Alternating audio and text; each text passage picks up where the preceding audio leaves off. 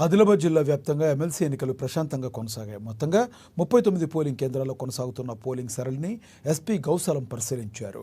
ఈ సందర్భంగా పోలీస్ సిబ్బందికి పలు సూచనలు చేశారు. ఎన్నికల విధి నిర్వహణకు 400 మంది పోలీసులు నియమించి పటిష్టమైన బందోబస్తు ఏర్పాటు చేశామని పేర్కొన్నారు.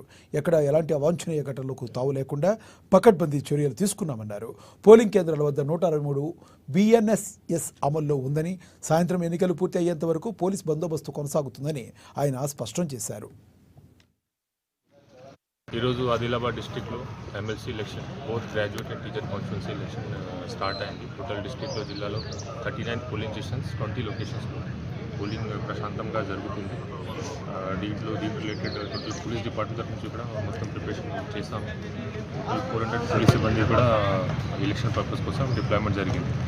మన పోలింగ్ స్టేషన్లో క్యూ లైన్ మెయింటెనెన్స్ కోసం కాకుండా గేట్ బయట 100 మీటర్ లైన్ మెయింటెనెన్స్ కోసం కూడా పోలీస్ డిప్లాయ్మెంట్ జరిగింది. అండ్ రూట్ మొబైల్స్ కూడా మన టోటల్ 8 రూట్స్ ఉన్నాయి జిల్లాలో. Armed party or moving around.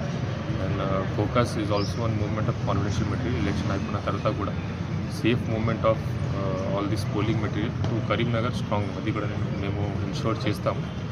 And